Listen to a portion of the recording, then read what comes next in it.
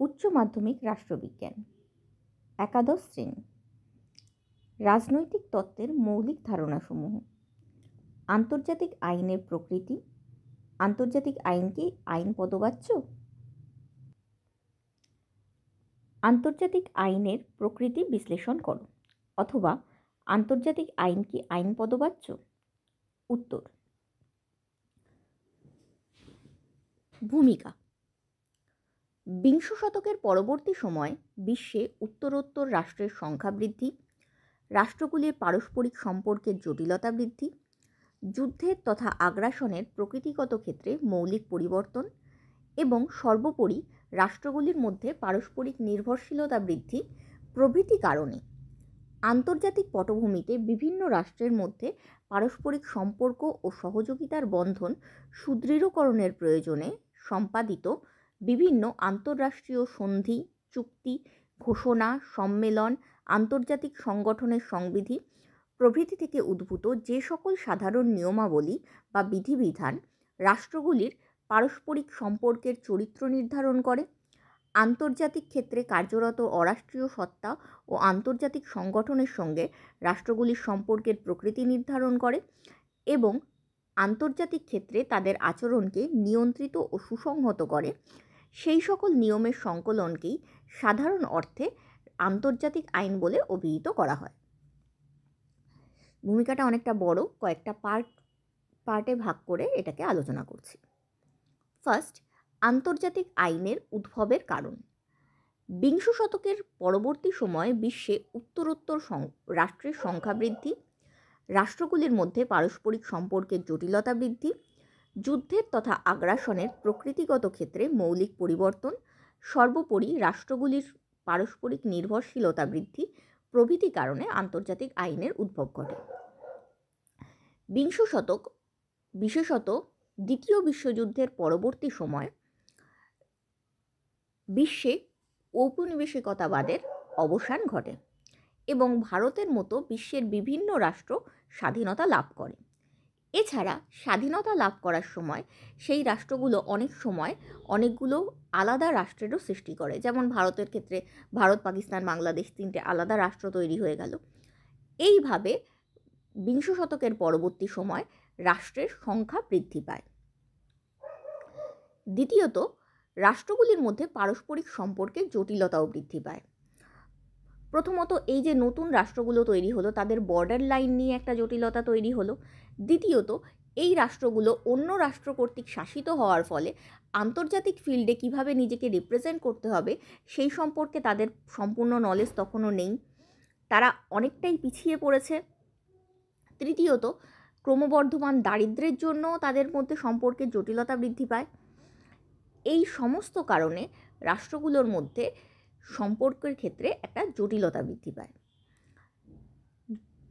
তৃতীয় পয়েন্ট, যুদ্ধের তথা আগ্রাসনের প্রকৃতিগত ক্ষেত্রে মৌলিক পরিবর্তন।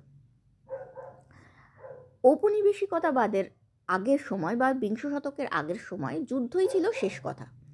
কোনো সমস্যা হলে যে বেশি বলীয়ান সেই জিতে যেত যুদ্ধের মাধ্যমে। কিন্তু এই সময় থেকে যুদ্ধ সম্পর্কে একটা ভীতি তৈরি হলো, যেহেতু দ্বিতীয় বিশ্বযুদ্ধের ভয়াবহতা প্রত্যেকে পরিলক্ষিত করলো। এর ফলে যুদ্ধের প্রতি ভীতি হওয়ার ফলে তারা ডাইরেক্টলি যুদ্ধে আর রাষ্ট্রগুলো যেতে চাইতো না, তারা ইনডাইরেক্টলি অর্থনৈতিক ঔপনিবেশিকতাবাদের মাধ্যমে বা নয়া ঔপনিবেশিকতাবাদের মাধ্যমে আগ্রাসন শুরু করলো। এর ফলে আগ্রাসনের প্রকৃতিতে পরিবর্তন দেখা দিল। সর্বোপরি রাষ্ট্রগুলির মধ্যে পারস্পরিক নির্ভরশীলতাও বৃদ্ধি পেল, কারণ এই নতুন রাষ্ট্রগুলো পরস্পর নির্ভরশীল হয়েই নিজেদের ওপর যারা রাজত্ব করেছিল তাদের সমকক্ষ হয়ে উঠতে পারবে। এর ফলে রাষ্ট্রগুলির মধ্যে পারস্পরিক নির্ভরশীলতাও বৃদ্ধি পেল। এই সকল কারণে আন্তর্জাতিক আইনের উদ্ভব হয়। উদ্ভব হলো কিভাবে? না, আন্তর্জাতিক পটভূমিতে বিভিন্ন রাষ্ট্রের মধ্যে পারস্পরিক সম্পর্ক ও সহযোগিতার বন্ধন সুদৃঢ়করণের প্রয়োজনে সম্পাদিত বিভিন্ন আন্তঃরাষ্ট্রীয় সন্ধি, চুক্তি, ঘোষণা, সম্মেলন, আন্তর্জাতিক সংগঠনের সংবিধি প্রভৃতি থেকে এই আন্তর্জাতিক আইনগুলোকে বা কিছু এমন নীতি যেগুলো আন্তর্জাতিক ফিল্ডে কাজ করবে সেগুলোর সংকলনকে তৈরি করা হলো। আন্তঃরাষ্ট্রীয় সন্ধির মধ্যে পড়ছে বিভিন্ন ন্যাটো বলতে পারো বা ব্রিক্স বলতে পারো বা সার্ক বলতে পারো, এই ধরনের সন্ধি করে তারা সংগঠন গঠন করেছে। আন্তর্জাতিক সংগঠন তো ইউএনও আছেই, তাছাড়াও সার্ক, ব্রিক্স এগুলো আন্তর্জাতিক সংগঠন। বিভিন্ন দ্বিপাক্ষিক চুক্তি, মৌ চুক্তি, এক্সট্রাডিশন চুক্তিও করা হয়েছিল। এছাড়াও বিভিন্ন ঘোষণা, যেমন হিউম্যান রাইটস নিয়ে যে ডিক্লারেশন হয় সেগুলো, বা পরিবেশ সংরক্ষণের ক্ষেত্রে যে সমস্ত ডিক্লারেশনগুলো হয় সেই ধরনের ঘোষণা, এবং হেগ সম্মেলন বা অন্যান্য আন্তর্জাতিক সম্মেলন, গ্লোবালাইজেশনের বিরুদ্ধে সম্মেলন, এই ধরনের সম্মেলনগুলোর মাধ্যমে যে সমস্ত নীতিগুলো পাওয়া গেল সেগুলো থেকেই আন্তর্জাতিক আইন তৈরি হলো। প্রয়োজনীয়তা: যে সকল সাধারণ নিয়মাবলী বা বিধিবিধান নিম্নলিখিত কাজগুলো করে সেগুলোকেই সাধারণ অর্থে আন্তর্জাতিক আইন বলা হয়। কী কী কাজ?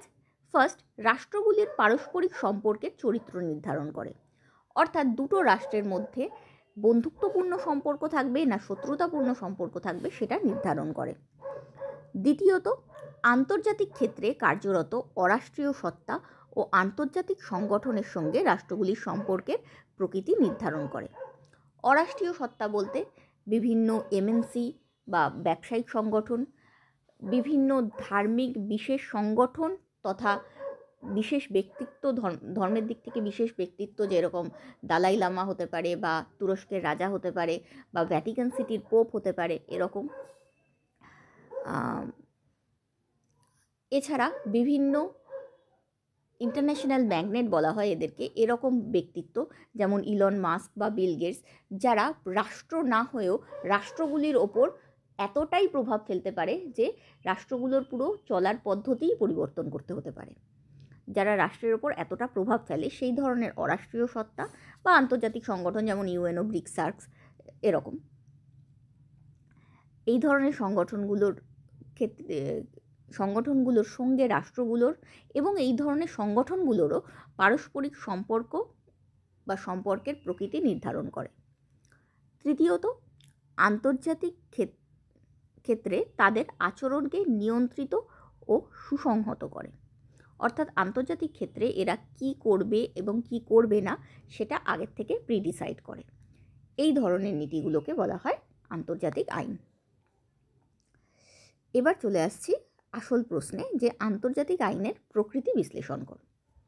আন্তর্জাতিক আইনের প্রকৃতি: আন্তর্জাতিক আইনের প্রকৃতি নির্ধারণের ক্ষেত্রে রাষ্ট্রবিজ্ঞানী ও আন্তর্জাতিক আইনবিদদের মধ্যে যথেষ্ট মতপার্থক্য লক্ষ্য করা যায়।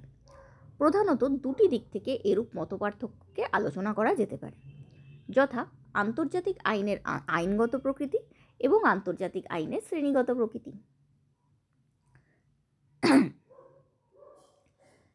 1 নম্বর, আন্তর্জাতিক আইনের আইনগত প্রকৃতি। আন্তর্জাতিক আইন প্রকৃত অর্থে আইন বলে বিবেচিত হতে পারে কিনা এই প্রশ্নকে কেন্দ্র করে বিভিন্ন রাষ্ট্রবিজ্ঞানী ও আন্তর্জাতিক আইনবিদদের মধ্যে যে মতবিরোধ রয়েছে তাকে নিম্নলিখিত কয়েকটি ভাগে ভাগ করে আলোচনা করা যেতে পারে, যথা: 1, হবস, অস্টিন, হল্যান্ড, সলসবেরি প্রমুখ বিশ্লেষণবাদীরা আন্তর্জাতিক আইনকে আইনের মর্যাদা প্রদান করতে অস্বীকার করেন। এক্ষেত্রে উল্লেখযোগ্য যে বিশ্লেষণবাদীরা মনে করেন যে আইন হলো সার্বভৌম শক্তির আদেশ বা নির্দেশ। তাই এই সমস্ত বিশ্লেষণবাদীরা আন্তর্জাতিক আইনকে আইনের মর্যাদা প্রদান করতে অস্বীকার করেন। কিন্তু 2 নম্বর পয়েন্ট, হেনরি মেইন, স্যাভিনি প্রমুখ ঐতিহাসিক মতবাদীরা এবং হল, লরেন্স, ওপেনহাইম, ব্রিয়ারলি, ফেনউইক, কেলসেন, পোলক প্রমুখ আন্তর্জাতিক আইনবিদ আন্তর্জাতিক আইনকে আইন বলার পক্ষপাতী। আবার 3 নম্বর পয়েন্ট, পূর্বোক্ত দুটি পরস্পর বিরোধী মতের সমন্বয় সাধন করে পরিমলচন্দ্র ঘোষ, আইডি লেভিন, উসাকভ, হেপ্টার প্রমুখের মতে আন্তর্জাতিক আইন হল ভিন্ন প্রকৃতির আইন। আবার 4 নম্বর, ওপেনহাইম ও গেটেল প্রমুখের মতে আন্তর্জাতিক আইন হল আইনের প্রাথমিক পর্যায়। অর্থাৎ এই 4টে ভাগে ভাগ করে আন্তর্জাতিক আইনের প্রকৃতিকে বিশ্লেষণ করা যেতে পারে বা আইনগত প্রকৃতিকে বিশ্লেষণ করা যেতে পারে। যে হবস, অস্টিন, হল্যান্ড, সলসবেরির মতে আইন নয়, হেনরি মেইন, সেভেনি, হল, লরেন্স, ওপেনহাইম, ব্রিয়ারলি, ফেনউইক, কেলসন, পোলুক প্রমুখের মতে আইন, পরিমলচন্দ্র ঘোষ, আইডি লেভিন, উসাকভ, হেপ্টার প্রমুখের মতে ভিন্ন প্রকৃতির আইন এবং ওপেনহাইম ও গেটেলের মতানুসারে আইন গঠনের প্রাথমিক পর্যায়ে। এবার এক এক করে এই 4 ধরনের মতামতকে আলোচনা করি। 1 নম্বর, আন্তর্জাতিক আইনকে প্রকৃত অর্থে আইন না বলার যুক্তি। যেসব রাষ্ট্রবিজ্ঞানী আন্তর্জাতিক আইনকে আইন পদবাচ্য মনে করেন না, তারা জাতীয় আইনের সঙ্গে আন্তর্জাতিক আইনের পার্থক্য নিরূপণ করে নিম্নলিখিত যুক্তিগুলির অবতারণা করেছেন। অর্থাৎ এরা জাতীয় আইনের সঙ্গে আন্তর্জাতিক আইনের পার্থক্য দেখিয়ে বলেছেন যে জাতীয় আইনটাই আইন, যেহেতু আন্তর্জাতিক আইন জাতীয় আইনের থেকে এতটা আলাদা, তাই আন্তর্জাতিক আইনকে তারা আইন মনে করেন না। 1 নম্বর পয়েন্ট, সার্বভৌম কর্তৃপক্ষের সমর্থন পুষ্ট নয়। বিশ্লেষণবাদীদের মতে আইন হলো সার্বভৌম কর্তৃপক্ষের আদেশ, কিন্তু আন্তর্জাতিক আইন কোনো সার্বভৌম কর্তৃপক্ষের দ্বারা প্রযুক্ত ও সমর্থিত নয়। তাই বিশ্লেষণবাদীরা আন্তর্জাতিক আইনকে আইনের মর্যাদা প্রদান করতে অস্বীকার করেছেন। নাম্বার 2, আইন প্রণয়নকারী সুনির্দিষ্ট কর্তৃপক্ষের অনুপস্থিতি।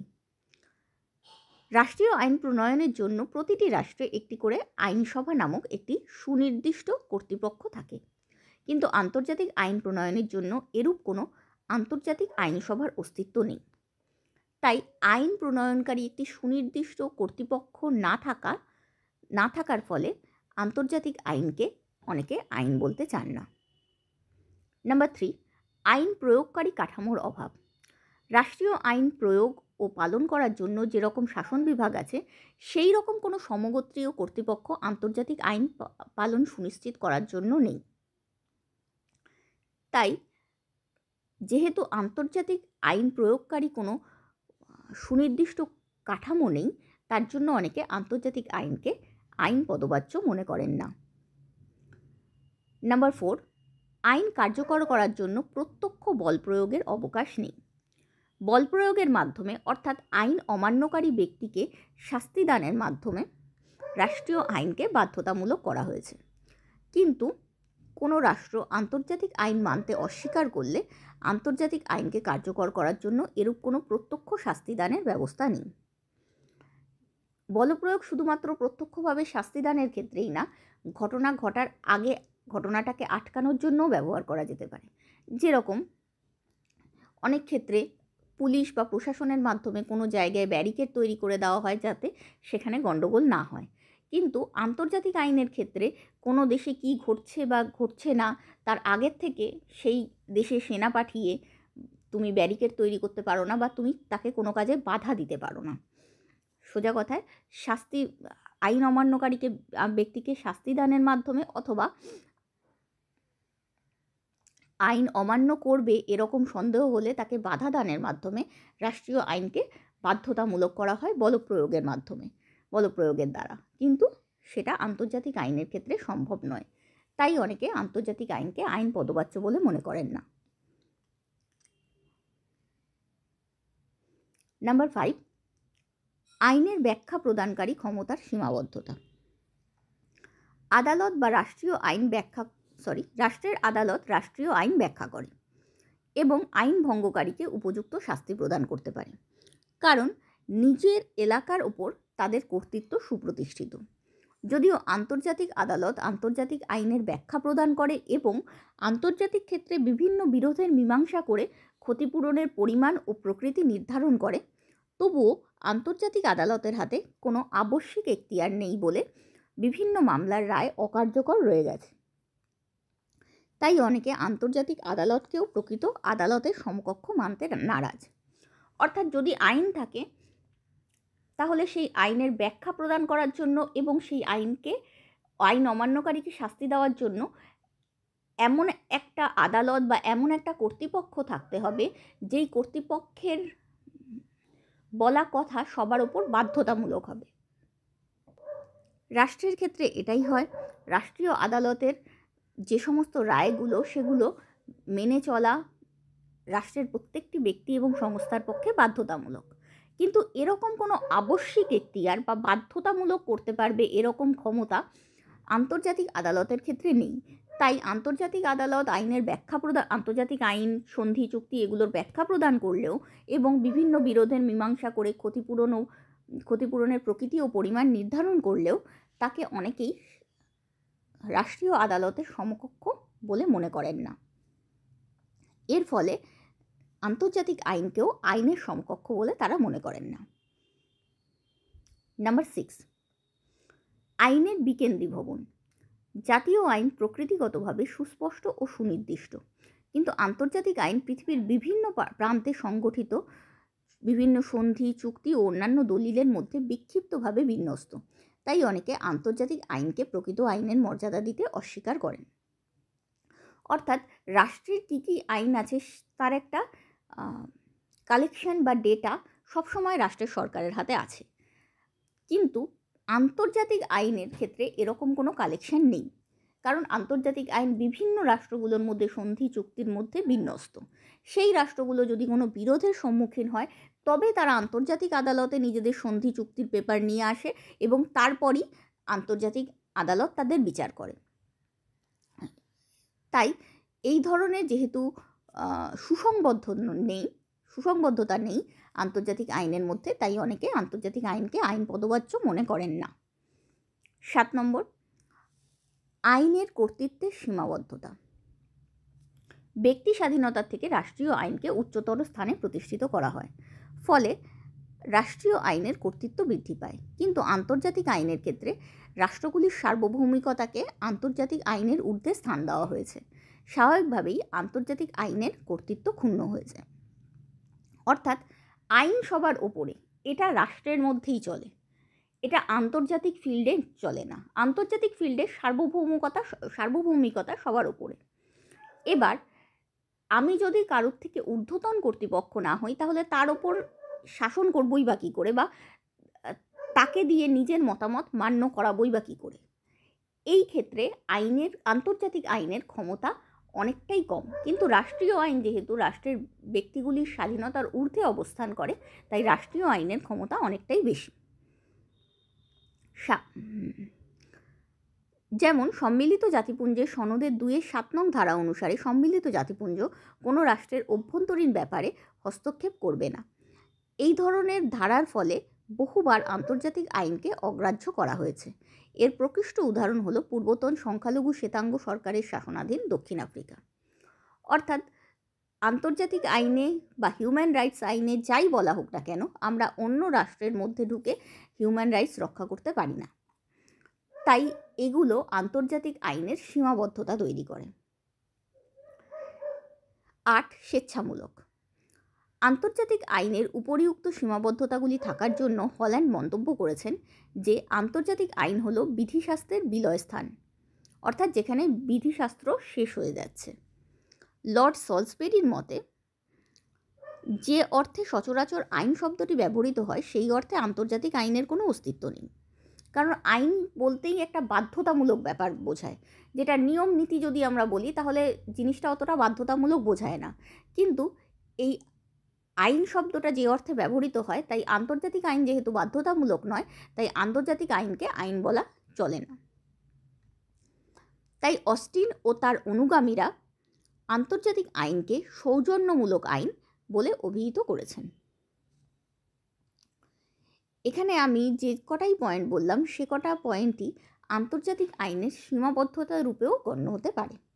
এগুলি হলো আন্তর্জাতিক আইনের সীমাবদ্ধতা, যার জন্য আন্তর্জাতিক আইন রাষ্ট্রীয় আইনের মতো ক্ষমতা সম্পন্ন হয়ে উঠতে পারেন। এবার আসছি দ্বিতীয় পয়েন্টে, আন্তর্জাতিক আইনকে আইন পদবাচ্য মনে করার কারণ।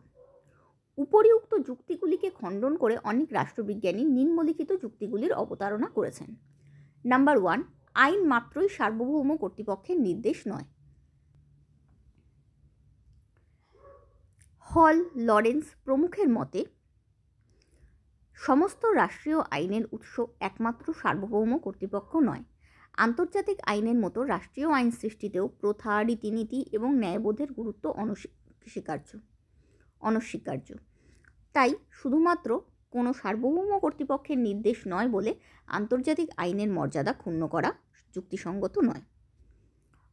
অর্থাৎ সব আইন তো আর সার্বভৌম কর্তৃপক্ষের নির্দেশ নয়। প্রথা, রীতিনীতি থেকেও কিছু আইন চলে আসে। বিশেষ করে ইংল্যান্ডের মতো দেশে, যেখানে লিখিত সংবিধান নেই, সেখানে প্রথার ভূমিকা অনেক গুরুত্বপূর্ণ। প্রথা এক প্রকার আইনই হয়ে গেছে এই সমস্ত রাষ্ট্রে। তাই বলা যেতে পারে, যেহেতু প্রথা থেকে এমনি আইনও আসে, তাদেরকেও আমরা আইন বলি। রাষ্ট্রীয় আইনের বেশ কিছু অংশ প্রথার থেকে আসে, সেগুলোকেও আমরা আইন বলি। তাহলে আন্তর্জাতিক আইন যদি প্রথার থেকে এসে থাকে, সেগুলোকে আমরা আইন বলবো নাই বা কেন? নাম্বার 2, আন্তর্জাতিক আইন প্রণয়নকারী ও প্রয়োগকারী কর্তৃপক্ষ হলো সম্মিলিত জাতিপুঞ্জ। বর্তমানে সম্মিলিত জাতিপুঞ্জ আন্তর্জাতিক আইন প্রণয়ন করার প্রাথমিক দায়িত্ব সাধারণ সভার ওপর এবং কার্যকর করার দায়িত্ব নিজের নিরাপত্তা পরিষদের হাতে অর্পণ করেছে। তাই আন্তর্জাতিক আইন প্রণয়নের ও কার্যকর করার জন্য কোনো সুনির্দিষ্ট কর্তৃপক্ষ নেই, একথা সম্পূর্ণরূপে সমর্থনযোগ্য নয়। অর্থাৎ যারা আন্তর্জাতিক আইনকে আইন বলে মনে করেন না, তারা যেটা বলতে চাইছেন যে আন্তর্জাতিক আইন প্রণয়ন করার এবং প্রয়োগ করার কোনো সুনির্দিষ্ট কর্তৃপক্ষ নেই, সে ধারণা ভ্রান্ত বলেই মনে হয়। কারণ সম্মিলিত জাতিপুঞ্জ নিরাপত্তা পরিষদের মাধ্যমে আন্তর্জাতিক আইনের প্রয়োগ করে এবং সাধারণ সভার মাধ্যমে বিভিন্ন নিয়ম নীতিকে আন্তর্জাতিক আইন রূপে স্বীকৃতি প্রদান করে। নাম্বার 3, আন্তর্জাতিক বিচারালয়ের গুরুত্ব। আন্তর্জাতিক আদালত আন্তর্জাতিক সন্ধি, চুক্তি, আইনের ব্যাখ্যা প্রদান করে এবং আন্তর্জাতিক ক্ষেত্রে বিভিন্ন বিরোধের মীমাংসা করে ক্ষতিপূরণের পরিমাণ ও প্রকৃতি নির্ধারণ করে। এই ক্ষেত্রে বলা হচ্ছে যে আবশ্যিক এখতিয়ার যেহেতু নেই, তাই আন্তর্জাতিক আদালত রাষ্ট্রীয় আদালতের সমকক্ষ নয়। তাই আন্তর্জাতিক আইনও রাষ্ট্রীয় আইনের সমকক্ষ নয় বা আইন পদবাচ্য নয়। কিন্তু আবশ্যিক এখতিয়ার না থাকা সত্ত্বেও ক্রমবর্ধমান মামলা আন্তর্জাতিক বিচারালয়ের প্রাধান্য প্রমাণ করে। অর্থাৎ যদি কোনো কাজেরই না হতো আন্তর্জাতিক আদালত, তাহলে এত লোক মামলা করছে কেন বা এত রাষ্ট্র মামলা করছে কেন আন্তর্জাতিক আদালতে? তারা করছে, তার মানেই তারা তার মান্যতাও স্বীকার করে এবং তার গুরুত্বও স্বীকার করে।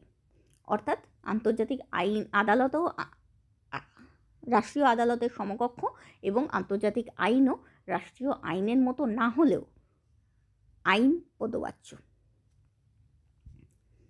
নাম্বার 4, পরোক্ষ পদ্ধতিতে আইন বলবৎকরণ। প্রত্যক্ষভাবে শাস্তিমূলক ব্যবস্থা গ্রহণ করার কোনো ব্যবস্থা না থাকলেও পরোক্ষভাবে বিভিন্ন ব্যবস্থা গ্রহণের মাধ্যমে আন্তর্জাতিক আইন কার্যকর করা সম্ভব। উদাহরণস্বরূপ, জাতিসংঘের 7ম অধ্যায়ের অধীনে অর্থনৈতিক, আর্থিক এবং সামরিক নিষেধাজ্ঞাগুলি জারি করার কথা বলা যেতে পারে। তাছাড়া বিশ্ব জনমত কর্তৃক সমর্থিত আন্তর্জাতিক আইনকে দীর্ঘদিন ধরে উপেক্ষা করার ক্ষমতা কোনো রাষ্ট্রেরই নেই। অর্থাৎ যারা আন্তর্জাতিক আইনকে আইন পদবাচ্য মনে করেন না, তাদের মতে যেহেতু শাস্তি দেওয়ার ব্যবস্থা নেই এই আইন ভঙ্গ করলে, তাই এটা আইন নয়। কিন্তু প্রত্যক্ষভাবে শাস্তিমূলক ব্যবস্থা গ্রহণের পদ্ধতি না থাকলেও পরোক্ষভাবে বিভিন্ন ব্যবস্থা গ্রহণ করা যেতে পারে। যেমন নিষেধাজ্ঞা জারি করা যেতে পারে, তাছাড়াও অসহযোগ করা যেতে পারে সেই দেশের প্রতি, বিভিন্ন ক্ষেত্রে ওই দেশকে ভৎসনা করা যেতে পারে। এইভাবে সেই দেশকে পরোক্ষভাবে শাস্তিদানের ব্যবস্থা করা যেতে পারে। তাছাড়াও বিশ্ব জনমতের বিরুদ্ধে গিয়ে দীর্ঘদিন ধরে শাসন পরিচালনা করা কোনো রাষ্ট্রের পক্ষেই সম্ভব নয়।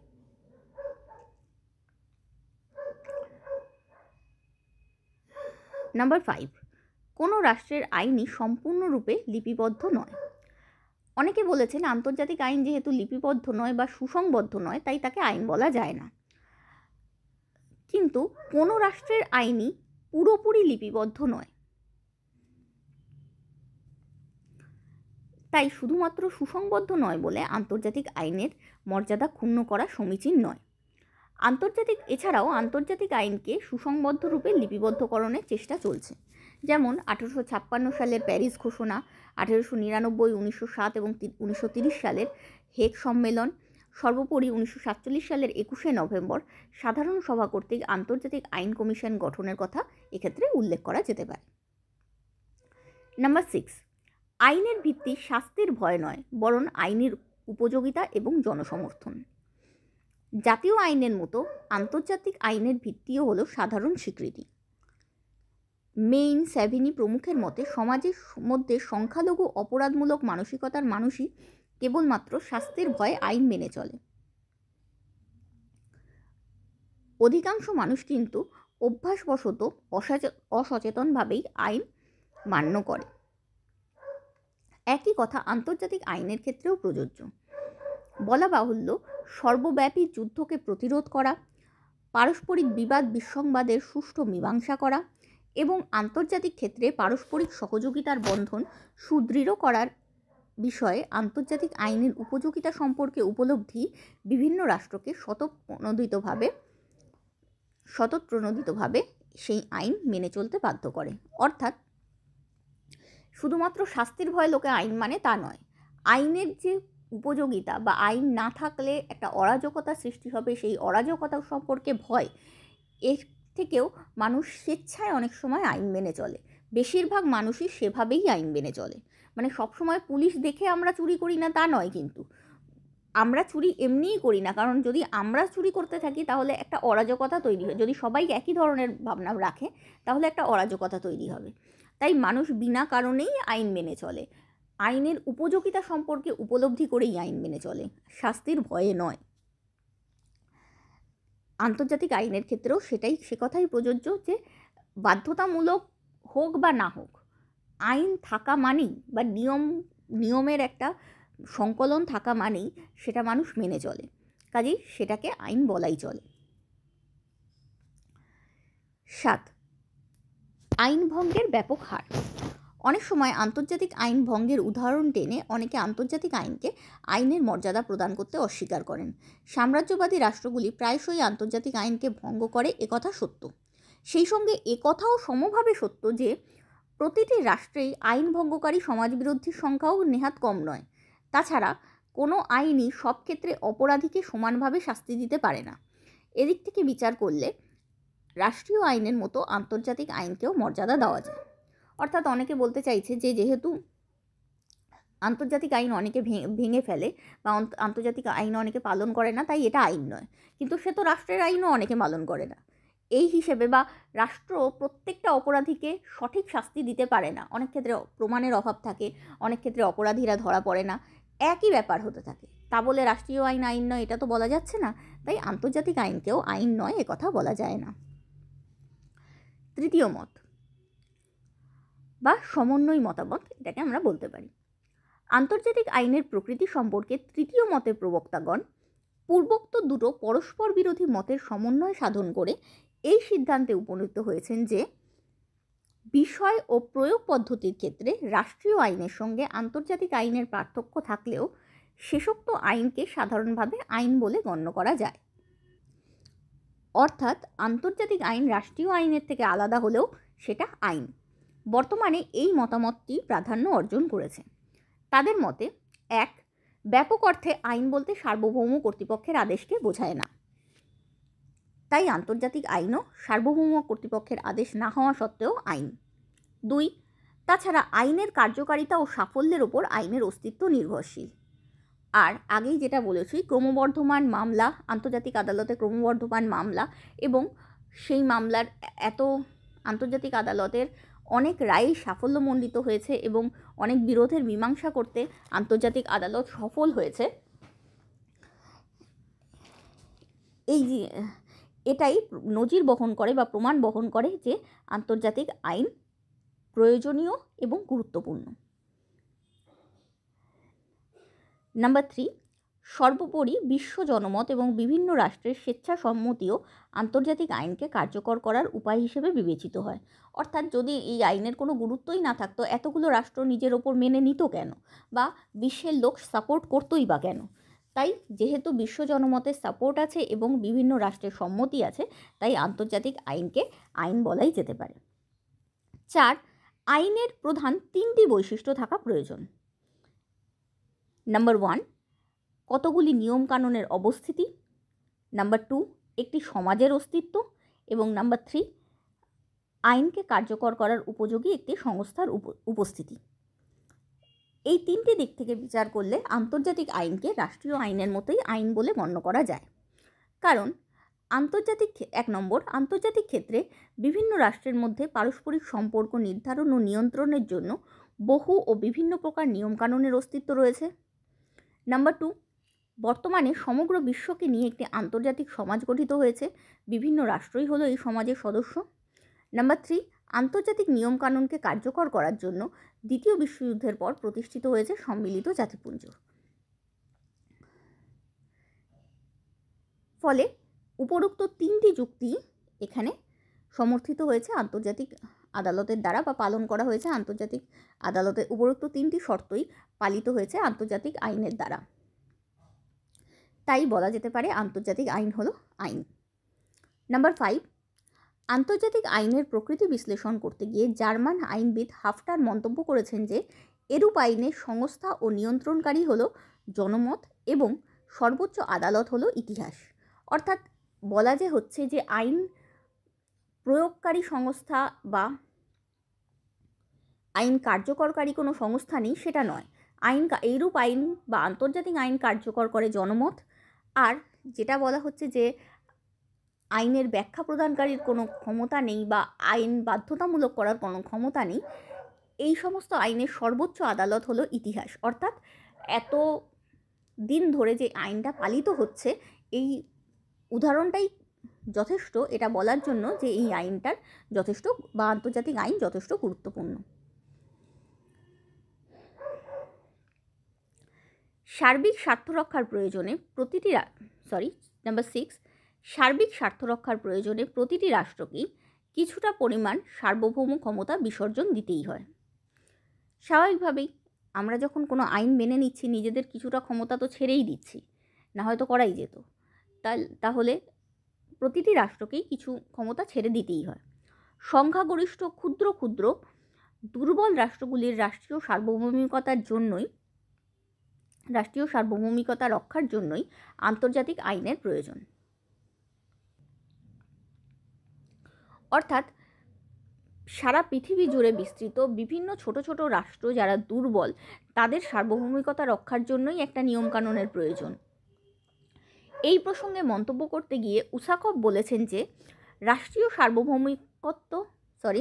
সার্বভৌমত্ব ও আন্তর্জাতিক আইনের মধ্যে ঘনিষ্ঠ সম্পর্ক রয়েছে। এই দুটির মধ্যে যথেষ্ট সঙ্গতি বিদ্যমান এবং এদের সমন্বয়ে গড়ে উঠেছে একটি সামগ্রিক দ্বান্দ্বিক সত্তা। অর্থাৎ রাষ্ট্রীয় সার্বভৌমত্ব এবং আন্তর্জাতিক আইন পরস্পরের বিরোধী নয়, বরং পরস্পরের পরিপূরক। পরিমলচন্দ্র ঘোষ অত্যন্ত সঙ্গতভাবেই মন্তব্য করেছেন যে জাতীয় আইনের ধারণা নিয়ে আন্তর্জাতিক আইনকে বিচার করা চলে না। সার্বভৌমত্বই আন্তর্জাতিক আইনকে এক বিশেষ ধরনের আইনে পরিণত করেছে। আই.ডি. লেভিনের মতে সার্বভৌমিকতার নীতি আন্তর্জাতিক আইনের অস্তিত্বহীনতা প্রকাশ করে না, বরং প্রকাশ করে তার বিশেষ প্রকৃতি ও জাতীয় আইনের সঙ্গে তার পার্থক্যকে। অর্থাৎ এদের সকলের মতে রাষ্ট্রীয় সার্বভৌমিকতার পরিপূরক হওয়া বা রাষ্ট্রীয় সার্বভৌমিকতা দ্বারা সীমাবদ্ধ হওয়া আন্তর্জাতিক আইনকে এক বিশেষ ধরনের আইনে পরিণত করেছে। পরবর্তী মতামত হলো আইনের প্রাথমিক পর্যায়।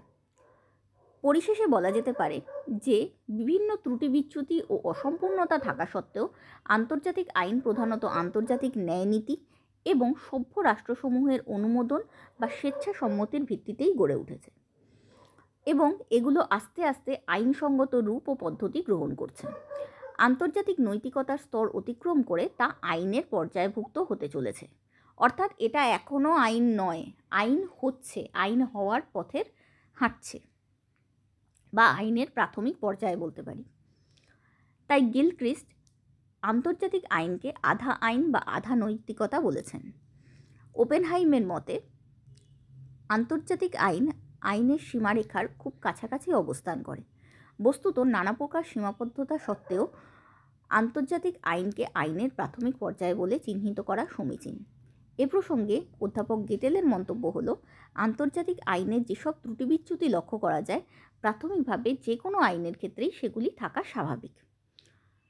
এই হলো আন্তর্জাতিক আইনের আইনগত প্রকৃতি নিয়ে 4 ধরনের মতামত। তাহলে এই 4 ধরনের মতামতই শুধুমাত্র আইনটা বাধ্যতামূলক নয়, তার জন্য কি এটাকে আইন পদবাচ্য বলা যায়, এই ঘটনার বা এই বক্তব্যের চারিপাশে ঘুরছে। মেনলি এই বক্তব্যটুকুকেই প্রকাশ করার চেষ্টা করছে। কারোর মতে আইন, কারোর মতে আইন নয়, কারোর মতে আধা আইন এবং কারোর মতে এক নতুন ধরনের আইন।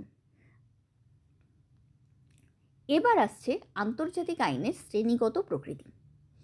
অর্থাৎ এতক্ষণ যে আইনগত প্রকৃতির কথা বললাম, সেটা আন্তর্জাতিক আইনের বাহ্যিক রূপকে প্রকাশ করে, যে আইন কি আইন নয়, কিন্তু কেন এই আন্তর্জাতিক আইনটা সৃষ্টি হয়েছিল এবং এই আন্তর্জাতিক আইনের যে ধারাগুলো রয়েছে সেগুলো অ্যাকচুয়ালি কোন উদ্দেশ্যে চলে, সেটার ব্যাখ্যা দিয়েছেন মার্ক্সবাদীরা। মার্ক্সবাদীরা রাষ্ট্র ব্যবস্থা তথা সমাজ ব্যবস্থার বিবর্তনের মতো আন্তর্জাতিক আইনের উদ্ভব ও বিবর্তনকে কয়েকটি পর্যায়ে বিভক্ত করে প্রতিটি পর্যায়ের শ্রেণী চরিত্র বিশ্লেষণ করার চেষ্টা করেছেন। এটা বুঝতে গেলে প্রথমেই বুঝতে হবে মার্ক্সবাদ কাকে বলে। মার্ক্সবাদীরা আমরা যে আজকের সামাজিক ব্যবস্থায় রয়েছি, সেই সামাজিক ব্যবস্থায় আসা পর্যন্ত সমাজ গঠন থেকে শুরু করে আজকের রাষ্ট্র ব্যবস্থায় উপনীত হওয়া পর্যন্ত পুরো ঐতিহাসিক ঘটনাটাকে বিভিন্ন পর্যায়ে ভাগ করে ব্যাখ্যা করেছেন। তাদের মতে সমাজ ব্যবস্থার বিবর্তন কয়েকটি পর্যায়ের মাধ্যমে হয় এবং এই প্রত্যেকটা পর্যায় সেই সময়কার অর্থনৈতিক ব্যবস্থার সঙ্গে জড়িত। প্রত্যেক সমাজেই যে শ্রেণী অর্থনৈতিক দিক থেকে প্রভুত্বকারী, সেই শ্রেণীর স্বার্থেই আইন, আদালত, রাষ্ট্র ব্যবস্থা, নিয়ম কানুন সব কিছু চলে।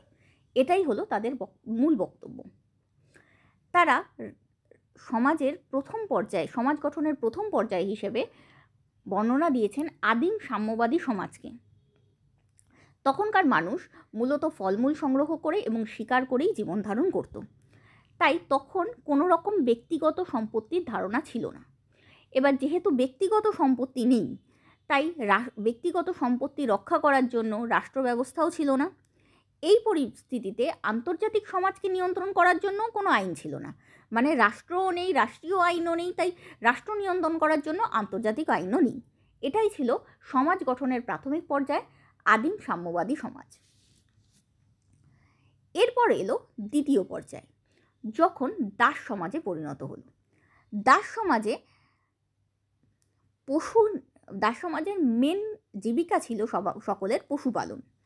এবার কিছু লোক হয়ে গেল পশুর মালিক, আর কিছু লোক হয়ে গেল পশুর মালিক নয় এবং সেই মালিকের পশুকে সেবা করার জন্য দাস বা কর্মচারী। এর ফলে সমাজের দুটো শ্রেণী তৈরি হলো, এক হলো দাস মালিক, দ্বিতীয় হলো দাস। এবার এই দাস সমাজে পরস্পর দুটি শ্রেণী অবস্থিত থাকায় অর্থনৈতিক দিক থেকে প্রভুত্বকারী দাস মালিকদের স্বার্থ রক্ষার প্রয়োজনে দাসেদের ওপর তাদের কর্তৃত্ব ও নিয়ন্ত্রণ বজায় রাখার মাধ্যম হিসেবে রাষ্ট্রের প্রতিষ্ঠা ঘটে এবং আইন ব্যবস্থার উদ্ভব ঘটে। এই ব্যবস্থাটাকে আমি কিভাবে বোঝাবো? এইভাবে আমরা বুঝতে পারি যে সাপোজ পশুগুলো যে দাস মালিকদের পশু, সেটা ডিসাইড করলো কে? কেউ ডিসাইড করেনি। দাস মালিকরা দখল করেছে, নিজেদের দখলে রেখেছে এবং ডিক্লেয়ার করে দিয়েছে এটা আমার পশু। এবার যদি কোনো দাস তাদের দখল থেকে নিয়ে পশুটাকে চুরি করে নেয়, তাহলে সে অপরাধী। এই যে নিয়মটা, এই যে ধারণাটা যে এটা অপরাধ, তুমি না খেয়ে মরতে পারো আর আমি খাওয়ার নষ্ট করতে পারি, কিন্তু খাওয়ার নষ্ট করাটা অপরাধ নয়, না খেতে পেয়ে আমার খাবার নষ্ট করা যাবে যে জিনিসটা বা আমার অতিরিক্ত যে জিনিসটা সেটাও চুরি করাটাও অপরাধ। অথচ খাবার নষ্ট করাটা অপরাধ না, তুমি কিন্তু খাওয়ার ব্যাপারটা আসছে ভগবানের থেকে, ধরতে গেলে প্রকৃতির থেকে। তাহলে আমরা দুজন প্রকৃতির দেওয়া জিনিসের সমান অধিকারী নই কেন? এই প্রশ্নটা থেকেই মার্ক্সবাদের উদ্ভব। তাই তারা বলে দিচ্ছে যে একদলকে নিয়ন্ত্রণ করার জন্য দাস সমাজে আইনের উদ্ভব ঘটে। এটা বলা হলো রাষ্ট্রীয় আইনের কথা। এবার আসছি আন্তঃরাষ্ট্রীয় ক্ষেত্রেও পলাতক দাসীদের পুনরুদ্ধার, মানে এক জায়গায় অত্যাচার সহ্য করতে না পেরে কোনো দাস যদি পালিয়ে যায়, তাদের আবার নিজের অধীনে রাখা, নিজের অধীনে ফিরিয়ে আনা। দাস বিনিময়, অর্থাৎ বিভিন্ন ক্ষেত্রে দাস মালিকরা অন্য কিছু পাওয়ার জন্য, সেটা জমি পাওয়ার জন্য হোক বা অন্য পশু পাওয়ার জন্য, দাস দিয়ে দিত, বিনিময় প্রথার মাধ্যম হিসেবে মানুষ বা দাসদের ইউজ করা হতো, সেইগুলো সংক্রান্ত নিয়ম।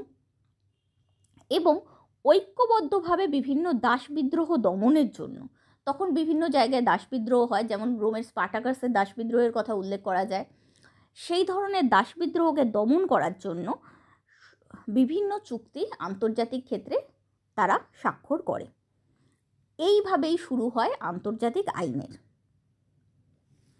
তাহলে আইনগত ধারণা যাদের ছিল বা আইনগত প্রকৃতি যারা ব্যাখ্যা করেছেন, তাদের মতে কি রাষ্ট্রীয় ব্যবস্থাকে সুষ্ঠু এবং সুসংগঠিত করার জন্য, বিভিন্ন রাষ্ট্রের মধ্যে সমন্বয় সাধন করার জন্য আন্তর্জাতিক আইনের উদ্ভব। কিন্তু মার্ক্সবাদীরা পুরো বদলে দিয়ে বলছেন যে দাস মালিকদের স্বার্থে দাসেদের ওপর অত্যাচার এবং কর্তৃত্ব কায়েম করার জন্যই আন্তর্জাতিক আইনের উদ্ভব। যে কোনো আইন ব্যবস্থা তথা আন্তর্জাতিক আইনের উদ্ভব। এর পরবর্তী পর্যায়ে এলো সামন্ত যুগ। তখন শুরু হলো কৃষিকাজ, বা তখনকার মেন জীবিকার ভিত্তি হলো কৃষি। ফলে জমি নিয়ে দুটি শ্রেণী সমাজে উদ্ভব হলো। এক হলো জমির মালিক বা সামন্ত প্রভু, আর দ্বিতীয় হলো জমির শ্রমিক বা ভূমিদাস। এই সামন্ত যুগেও সামন্ত প্রভু বা রাজার স্বার্থেই সমস্ত রাষ্ট্রীয় আইন তৈরি হতো। ঠিক সেরকমভাবেই রাষ্ট্রীয় ভূখণ্ডের বিনিময়, মানে এক রাষ্ট্রের জমি আরেক রাষ্ট্রে বিনিময় করা, যেটা দাস বিনিময় হচ্ছিল, সেটা তখন জমি বিনিময় হওয়া শুরু হলো।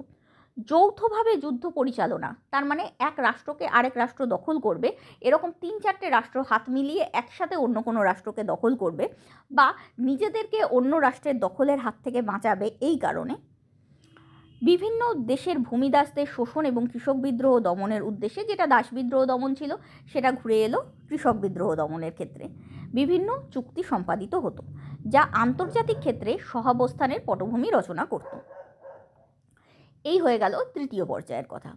এবার আসছি চতুর্থ পর্যায়ে, যা হলো পুঁজিবাদী সমাজ ব্যবস্থা, যেটা বর্তমান সমাজ ব্যবস্থা বলে মার্ক্সবাদীরা দাবি করেন। এই পুঁজিবাদী সমাজ ব্যবস্থার জীবিকার মূল ভিত্তি হলো শিল্প। দুটো শ্রেণীতে আলাদা হয়ে গেল সমাজ, এক হয়ে গেল শিল্পপতি আর দ্বিতীয় হয়ে গেল শ্রমিক শ্রেণী। যদিও বলা যায় এই প্রতিটা সমাজ ব্যবস্থাতেই আগের সমাজ ব্যবস্থা থেকে পুরোপুরি আমরা মুক্ত হতে পারিনি। মানে যখন আমরা দাস সমাজে এলাম তখনও মানুষ ফলমূল বা শিকার করতোই, ঠিক তেমনি যখন আমরা সামন্ত সমাজে এলাম তখন দাসেরাও পশুপালনও করতো, বা কিছু লোক পশুপালনও করতো, বা কিছু লোক ফলমূল শিকারও করতো। ঠিক তেমনি আজকের পুঁজিবাদী সমাজে কিছু লোক কৃষিকার্য করছে, কিছু লোক পশুপালনও করছে। এছাড়া কিছু মধ্যবিত্ত শ্রেণীও আছে যারা পুরোপুরি শ্রমিকও নয়, আবার পুরোপুরি পুঁজিবাদীও নয়। এই পুঁজিবাদী সমাজ ব্যবস্থায় সামন্ততন্ত্রের অবসান, অর্থাৎ কৃষিভিত্তিক সমাজ ব্যবস্থার অবসান, শিল্প বিপ্লবের ফলে পুঁজিবাদের বিকাশ, শিল্প বিপ্লবের ফলে বিভিন্ন যন্ত্রপাতি আবিষ্কার হওয়ায় কলকারখানার আবিষ্কার হওয়া, কলকারখানার উদ্ভব হওয়া, এবং পুঁজিবাদী মানে যার হাতে বেশি টাকা, সেই টাকার থেকেই আরও টাকা ইনকাম করার রাস্তা বেরিয়ে যাওয়া, এই ধরনের পুঁজিবাদের বিকাশ, পুঁজি বা জমানো টাকার থেকে আরও বেশি টাকা উৎপন্ন করার যে পদ্ধতি, সেটার বিকাশ।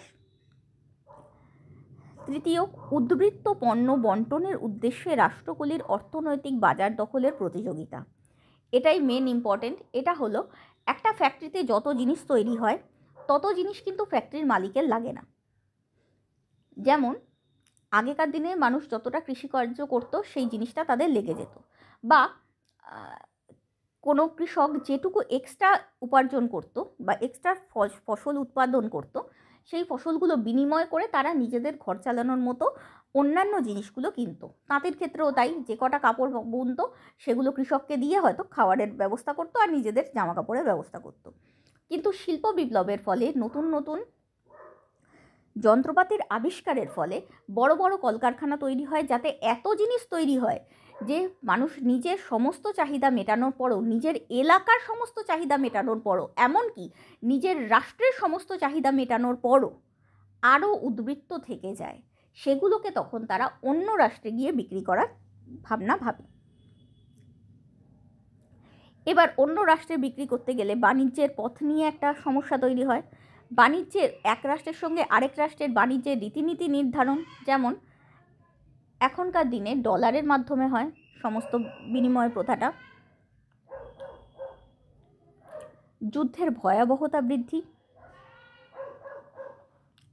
অর্থাৎ দ্বিতীয় বিশ্বযুদ্ধের পরবর্তী পরিস্থিতিতে যুদ্ধের ভয়াবহ, পারমাণবিক যুদ্ধের রিস্ক বৃদ্ধি প্রভৃতি কারণে বিশ্বব্যাপী পুঁজিবাদী শ্রেণী নিজেদের স্বার্থ সংরক্ষণের জন্য বিভিন্ন রাষ্ট্রের মাধ্যমে আন্তর্জাতিক আইন প্রণয়ন করছে। অর্থাৎ মার্ক্সবাদীদের মতে এখন যে আন্তর্জাতিক আইনটা চলছে সেটা পুঁজিবাদীদের স্বার্থেই চলছে। এই জন্যেই আমি প্রথমেই বললাম, বিভিন্ন বিজনেস ম্যাগনেট যেমন ইলন মাস্ক বা বিল গেটস, এরাই আন্তর্জাতিক আইনকে কন্ট্রোল করে বা আন্তর্জাতিক রাজনীতিকে কন্ট্রোল করে।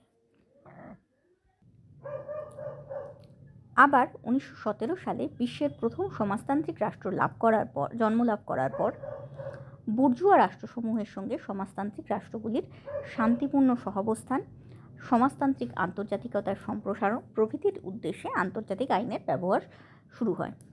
অর্থাৎ 1917 সালে এই যে আগের পরিস্থিতিগুলো বললাম, যে সমাজে দু ধরনের শ্রেণী রয়েছে, তার মধ্যে সমাজ বিভক্ত, প্রাকৃতিক সম্পদকে এক শ্রেণী কুক্ষিগত করেছে এবং অপর শ্রেণী সেই প্রাকৃতিক সম্পদের খেয়াল রাখার জন্যই বা সেখান থেকে উৎপাদন তৈরি করার জন্য ব্যবহার করা হতো অপর শ্রেণীটাকে, এবং তাদেরকে অপেক্ষাকৃত অনেক কম রিনুমিরেশন বা ফল দেওয়া হতো তাদের পরিশ্রমের।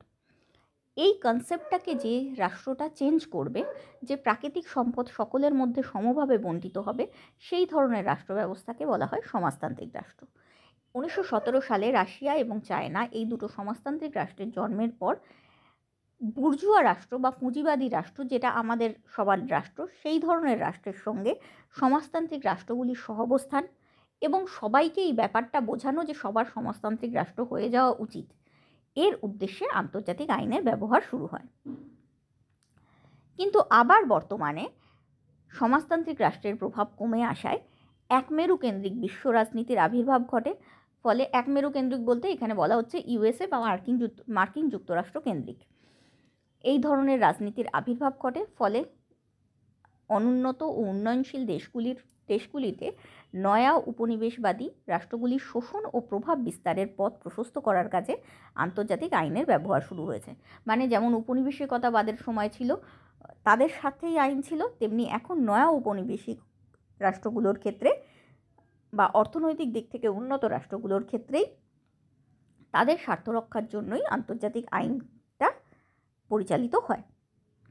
অর্থাৎ মার্ক্সবাদীদের মতে সমাজ পরিবর্তনের সঙ্গে সঙ্গে সমাজে প্রভুত্বকারী শ্রেণীর স্বার্থ রক্ষার জন্যই আন্তর্জাতিক আইনের প্রকৃতির পরিবর্তন সাধিত হয়েছে এবং হচ্ছে। অর্থাৎ আগের আইনগত প্রকৃতি যারা বিশ্লেষণ করেছেন আন্তর্জাতিক আইনের, তারা বলেছেন আইন সম্পর্কে উপযোগিতা উপলব্ধির ফলেই মানুষ এই আইনকে মর্যাদা দিয়েছে। ব্যাপারটা সেরকম না। ব্যাপারটা হলো, যখন যেই নীতিটা বা যখন যেই শ্রেণীটা সমাজে প্রভুত্বকারী, এমনকি যে সময় সমাজতান্ত্রিক রাষ্ট্র ব্যবস্থার প্রভুত্ব সমাজে তৈরি হলো, সেই সময় সমাজতান্ত্রিক রাষ্ট্র ব্যবস্থার লোকেদের স্বার্থেও আন্তর্জাতিক আইন পরিচালিত হয়েছে। অর্থাৎ সমাজের প্রভুত্বকারী শ্রেণীর স্বার্থেই রাষ্ট্রীয় বা আন্তর্জাতিক সব ধরনের আইনই পরিচালিত হয়। এটাই হলো আন্তর্জাতিক আইনের আসল প্রকৃতি। উপসংহার: পরিশেষে বলা যায় যে বিশ্ব রাজনীতিতে সংহতি বজায় রাখার ক্ষেত্রে আন্তর্জাতিক আইনের উপযোগিতা ও সাফল্য একে অপরিহার্য করে তুলেছে। উত্তরটা ভালো লাগলে প্লিজ লাইক, শেয়ার আর সাবস্ক্রাইব করো আমার চ্যানেলটা। আর এরকম কোনো উত্তর জানার ইচ্ছা হলে অবশ্যই কমেন্টে জানিও। আমি চেষ্টা করব সেই প্রশ্নের উত্তরটাও তোমাদের এইভাবে বুঝিয়ে দেওয়ার। Thank you.